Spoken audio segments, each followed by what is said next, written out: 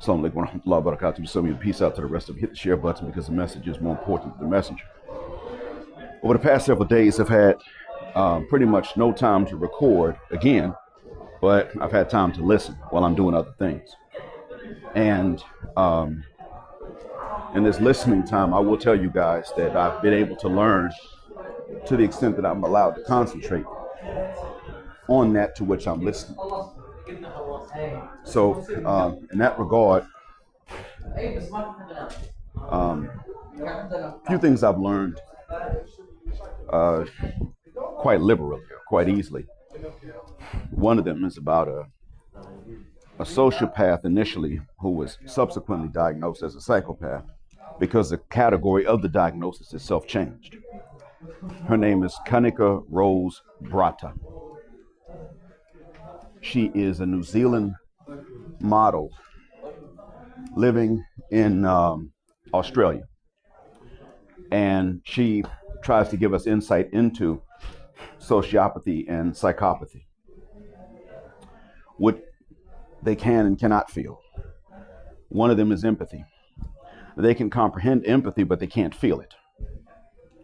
We as men can relate to that because we've been told to understand everything and feel nothing. We as black men can certainly relate to that because we've been under twice as much pressure as everybody else to understand more than everyone and then feel none of what everyone else feels until it's convenient for those who don't love us, that being Massa and Sistren.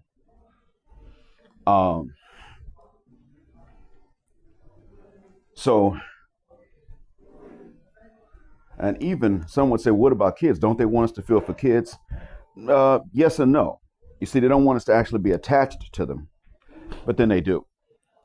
Whichever one leaves us the most vulnerable and easy to control. Ironically, that is also what they're least able to respect. So we know about this. We understand this.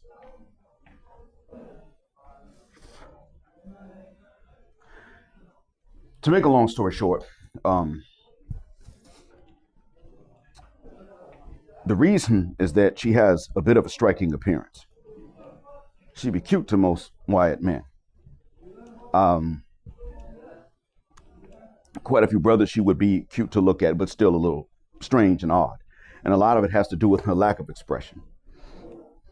And you don't see much expression even around the eyes. Her face is generally deadpan. She can be psychopathic or sociopathic and get to the levels to which she can get because who the hell's going to stop her? Because Western men, and she grew up and lives in the West. New Zealand and Australia culturally are Western nations. So she can grow up and have this attitude of no one's as good as I am and continue to an enviable occupation as a supermodel because who the hell would stop her?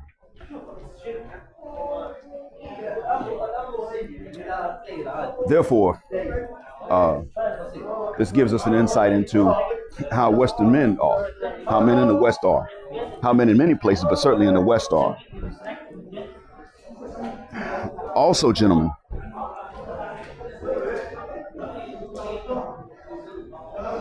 we have to keep in mind that one of the things that these sisters are going to always point to is that they're only doing what we allow, which is not really true because if you stand your ground and don't allow it, they just fight you on the boundaries.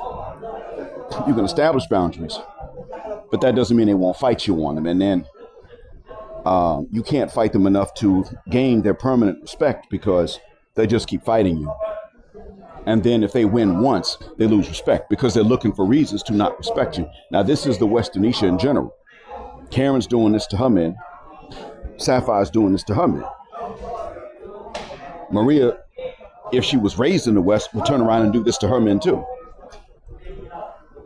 If Ling Ling was raised in the West, she will do this to her men. She'll do this to her men and turn around and give a bra a bit of a pass and give Brad all the passes, much like other women. Most men, ironically, as Mr. Edward Allen Anderson, the Reverend Brother Pastor Deacon Dr. Hurricane Edward Allen Anderson of the New Greater Zion Valley Precious Slam, Oh Lord, Hold My Mule, Golden Cross Monument, Mount of Hope, Faith Tabernacle, Holy Bright Morning Star, of We Don't Tolerate No Misandry Off These O's Incorporated said, most men prefer the women of their own background. Most women prefer Brad. And this is the difference. So therefore we owe absolutely no race loyalty to our women. We have seen this now. And not only is OL, Only Logic's channel, always pointing this out, Accountable Commentary is finding more content that backs us up. And on top of that, history student NOL are finding out that Cheryl Lee Ralph. Assalamu alaikum, sir. Shalom. Doing okay? Yes. Alhamdulillah. Kuli khutwa. But Cheryl Lee Ralph had a thing with Sylvester Stallone. So while she's all cheesing and grinning, and these photos, he was looking around like, man, I hope nobody sees me with her. But you notice this. Stallone was not about to sit up here, despite his own genetic negritude. Genetic, I don't mean psychological, but despite his own genetic negritude, Stallone still made sure to not conceive any more of ours. Half, eighth, quarter, didn't matter. He made sure not to. He ain't knocked Cheryl Lee Ralph up. Pull-out game was strong whenever they were alone by themselves, if they fornicated, and he probably did. I hate to say it, but I mean, if he didn't, she would have just moved on to somebody else that would, because they can get someone that's willing to fornicate. They can't necessarily get someone willing to commit. And this is one of the things that Brad's now beginning to tell us. Tell anybody really open that, like, they're tired of this. They're sitting up and saying that they're sick of this. They're tired of these sisters telling them they get to crack on the first date before they even go out anywhere. Knowing that women in general don't talk like this. The sister certainly ain't gonna say that to no bruh. Unless maybe he's a crook, bound for the cemetery or the cell block. That's a different story. Maybe not even that. They want to make sure that he's actually bound for the cemetery or the cell block. So you almost look at Sistren as all trying to be the widow. When I look at it, it's like that's what they all want to be. Either a black man's widow or a white man's exception. Not in that order. But Kanika's not a sister.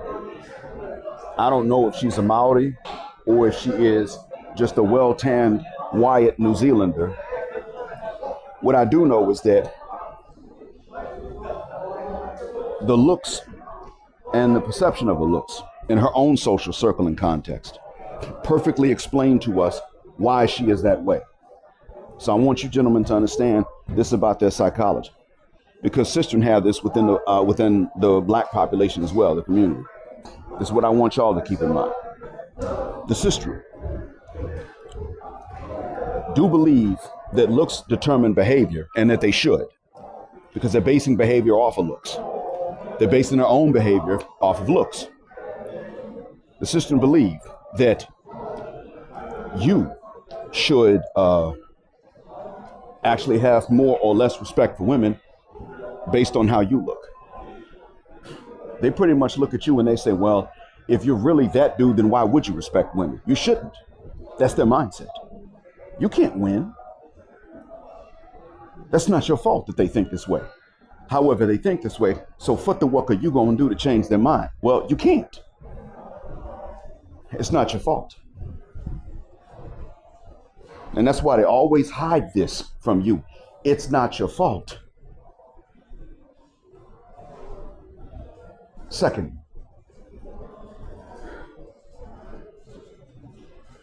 gentlemen,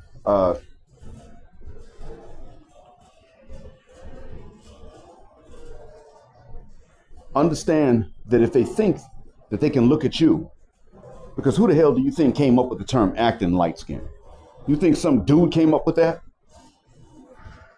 Do you think a man could say that and get away with something that's stupid in the teenage social circles that make up nigga America? You think a guy could say something like that and get away with it? No. No. Dudes didn't really have that kind of a concept that they did not get from Sistren. I know I grew up with that. Before it was called acting light skinned, I grew up in the shadow of it. The expectations generally came from the women. Dudes who had them usually did not have dads or they didn't live with them. Most of them had dads and knew them, but they didn't live with them. They visited them. That was a part of it. And that's one of the mechanisms by which along the Gulf Coast, the matriarchy holds sway, even though along the Gulf Coast, there is usually knowledge and a relationship between the fathers and their kids.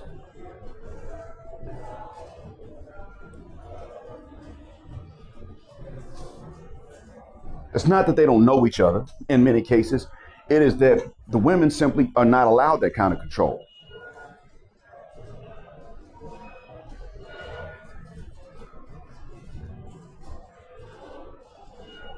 So in any case, these guys grew up with these ideas not given by other dudes.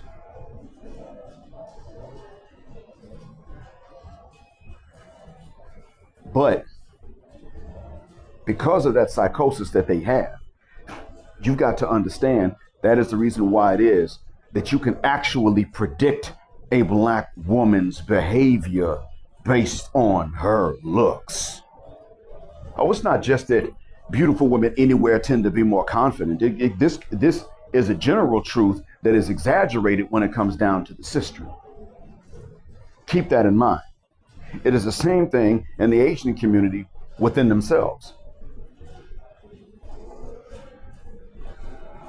Also understand that too. But it is exaggerated with black folks, I think to a certain extent with Asians, but certainly with black folk, it is well exaggerated. Now, why is it exaggerated? Well, because in a sister's mindset, most black women ain't cute anyway. This is something not we believe, this is something they believe. That's why they never behave the same way when they're busted looking as they do when they're older. That's part of the reason. Plus, you'll notice black women do tend to grow into their cuteness because kids, as they get older, they tend to grow into better looks. So a lot of them are able to compare and contrast the attention that they get.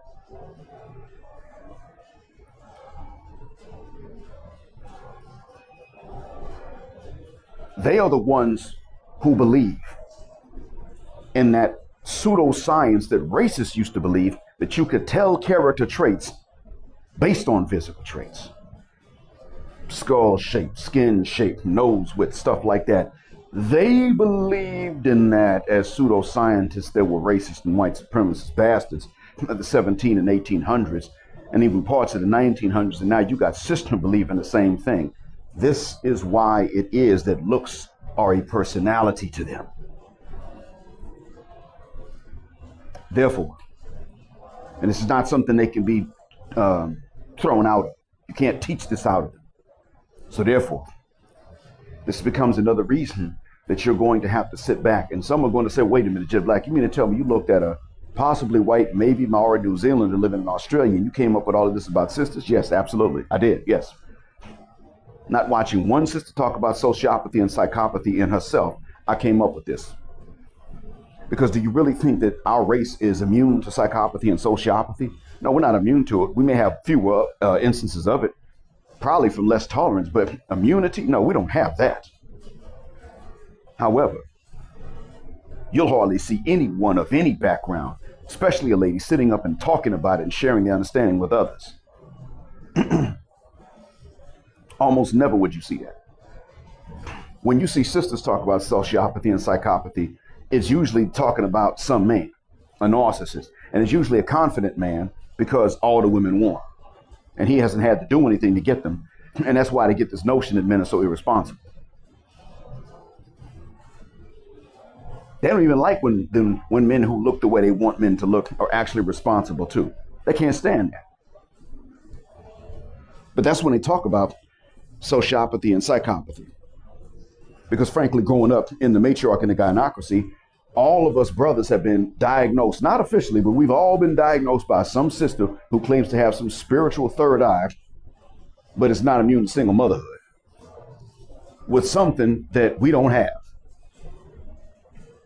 And everything that we do that is normal and self-preserving is blown out of proportion to some sort of character illness or pathology or psychological illness, needing a diagnosis. And since the pros ain't gonna do it, they gonna take it upon themselves with their spirituality to do it.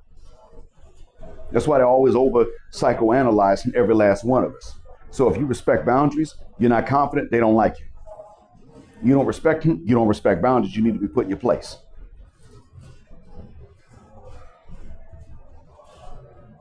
I had to tell one sister that in my job.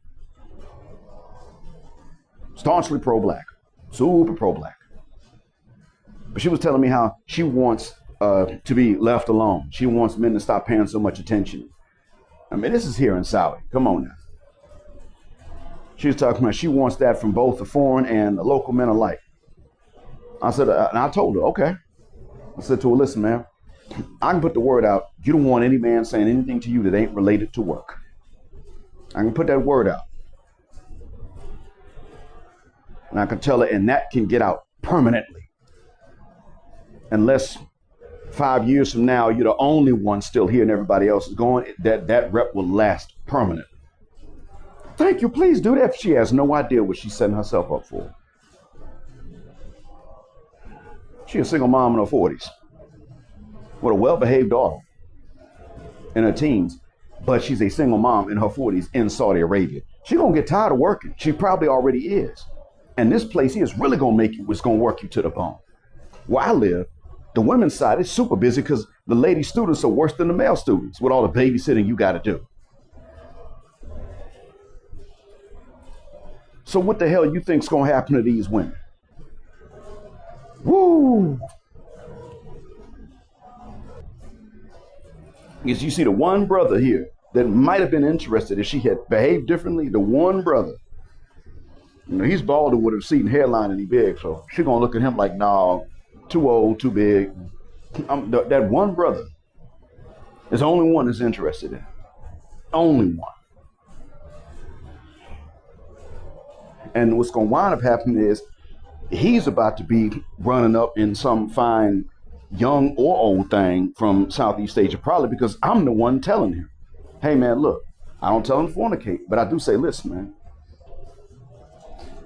if you just got divorced and you would like to remarry and you'd like to actually be treated well, like you mean something, here's where you go.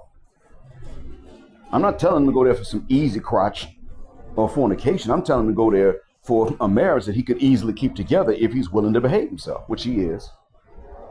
That's what I'm telling him. So that right there, that means everything.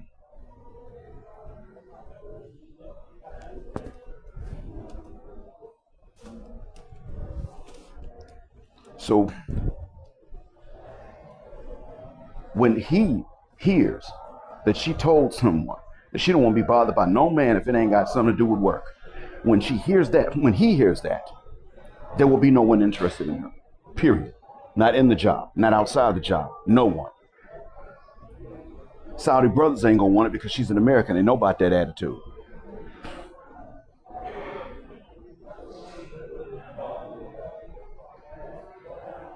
Saudis that ain't brethren ain't gonna want it because even if they like sisters, they don't ever come out and say it.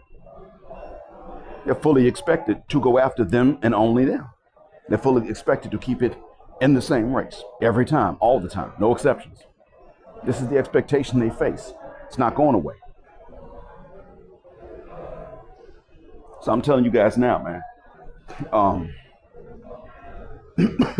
she's not going to learn her lesson. She's still going to ask years from now, why is no one interested? I'm looking, I can't find nobody. She's still going to ask. What I want you gentlemen to understand that is necessary to do is to still shut them out and say absolutely nothing to them. That is necessary. That is, you must do that. Not with the expectation that they're going to learn some lesson. They can't. They're not capable of it. You're going to have to do that simply with the understanding that you are preserving your own peace of mind. And that as this mindset spreads from place to place, because it will, because they're not capable of learning that lesson, therefore they're not going to stop spreading that idea elsewhere. You'll have to apply the same thing elsewhere. The difference is that we might be able to prevent the spread elsewhere to the extent that it becomes irreversible the way it is in the Western nation. That might be a possibility. Hope that what I said helps. As always, thanks for listening.